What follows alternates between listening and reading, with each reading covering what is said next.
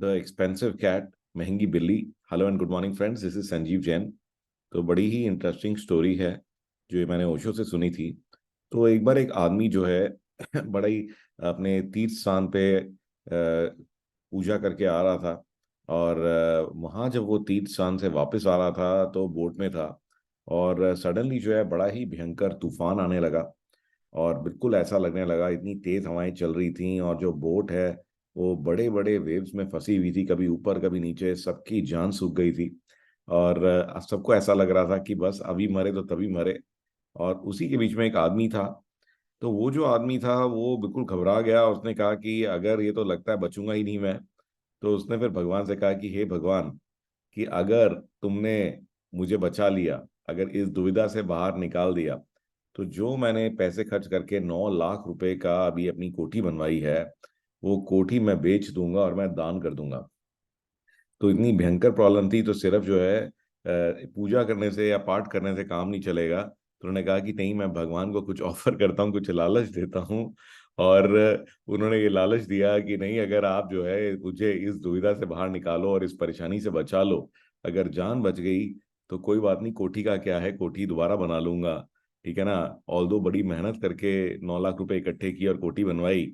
और बाकी जितने भी लोग थे आसपास, गांव वाले भी साथ में थे, उन सबको भी उसने कहा कि भी मैं ऐसा करने को तैयार हूँ, बस भगवान मुझे बचा ले। और चांस की बात यह है कि कुछ ही देर में जो स्टॉर्म था वो शांत हो गया और तूफान जो है बंद हो गया और जान बच गई। और जान बचने के बाद में तो एक तरफ तो रिलीफ ही मिला कि भी अरे जान बच गई और ये तूफान शांत हो गया, और एक तरफ टेंशन या स्ट्रेस स्टार्ट हो गया कि भाई अब क्या होगा। मैंने तो प्रॉमिस कर दिया, अब मुझे जो है अपना घर जाके बेचना पड़ेगा। और सब लोगों ने सुन भी लिया, जितने भी गांव वाले थे। और गांव वाले भी जो है उसको देखने लगे। और फाइनली जो है घर पहुंचे, गांव पहुंचे, तो उन्होंने बहुत टाला मटोली करी कि नहीं अभी करता हूँ, अभी बस कुछ टाइम और दो।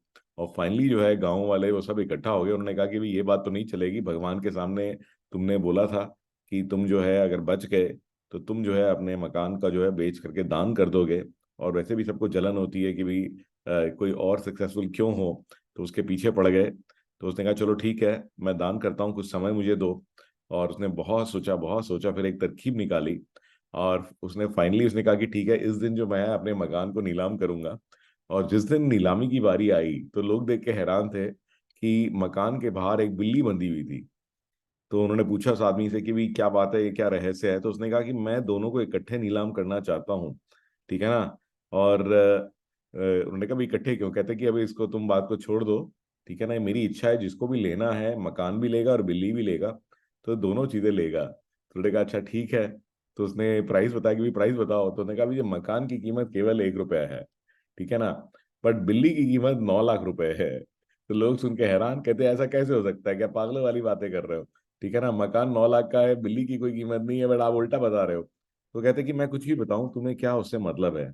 और जिनको लेना था उनको भी क्या है, उन्हें क्या, हमें क्या फर्क पड़ रहा है अल्टीमेटली। है तो ये बंडल डील ही, कॉम्बो डील है। ठीक है ना। बिल्ली को देख लेंगे बाद में।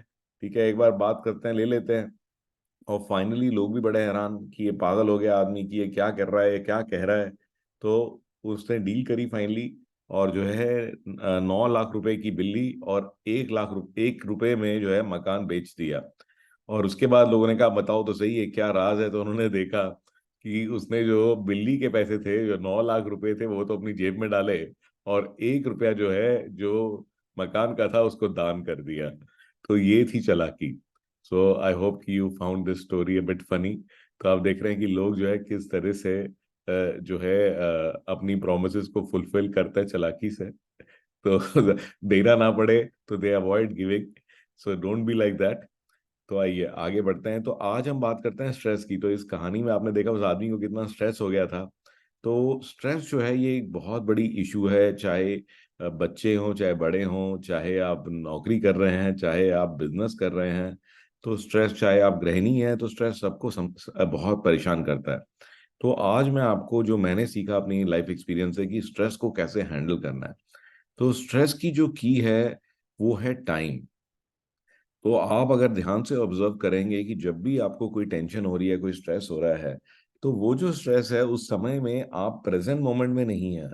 तो या तो आप पास में हैं कि मेरे साथ ऐसा हुआ या ऐसा इंसिडेंट हो गया, उसको सोच के परेशान हैं, या हमेशा आप फ्यूचर की सोच रहे होते हैं कि हाय ये फ्यूचर में क्या हो जाएगा, या ये ऐसे भी हो सकता है, और ये ऐसे ये परेशानी आ जाएगी, वो परेशानी आ जाएगी। अभी की मोमेंट में चाहे आपको कोई भी दिक्कत ना हो, तो लेकिन हमारा जो माइंड है वो बहुत ही चालाक है। तो वो उस तरह के जिन की तरह से है जिसको अगर कोई और काम नहीं होता तो वो मालिक को खाने के लिए ही दौड़ता है। तो दैट इज द, ये कह सकते हैं कि ये हमारे दिमाग की फितरत है कि अगर जब वो खाली होता है तो वो आपको जो है एक तरह का कंटिन्यूअस हॉरर शो दिखाता रहता है। इसी तरीके से माइंड हमें कंट्रोल करता है। तो अगर आपको स्ट्रेस को खत्म करना है, तो जस्ट सिर्फ अगर आप ये रियलाइज कर लें कि आप जो है इस टाइम पे स्ट्रेस हो रहा है, अरे मैं हूं कहाँ पर, क्या मैं पास्ट में हूँ, क्या मैं फ्यूचर में हूँ, क्या मैं प्रेजेंट में हूँ, और उस टाइम पे अगर आप प्रेजेंट हो जाएं तो आपका स्ट्रेस खत्म हो जाएगा। तो the secret to eliminating stress is to kill time. तो टाइम जो है वो एक इल्यूजन है, क्योंकि ना तो आप पास में जाके कुछ ठीक कर सकते हैं, ना ही फ्यूचर में जाके कोई एक्शन ले सकते हैं। आपको जो भी करना है वो प्रेजेंट मोमेंट में ही किया जा सकता है। तो अगर आप इस बात को रियलाइज कर लेते हैं तो you only have to kill time. तो टाइम को एलिमिनेट कर दीजिए, प्रेजेंट मोमेंट में आ जाइए। जो भी एक्शन ले सकते हैं, कोई भी चिंता है, कोई भी परेशानी है, तो उस एक्शन के बारे में सोचिए। वो एक्शन में क्या ले सकता हूँ, उस एक्शन को लीजिए, ना कि उसके बारे में फ्यूचर में जाएं। तो be in the present moment and that will help you eliminate the stress. I hope कि आपको ये टिप अच्छी लगी होगी, and I will see you in the next story.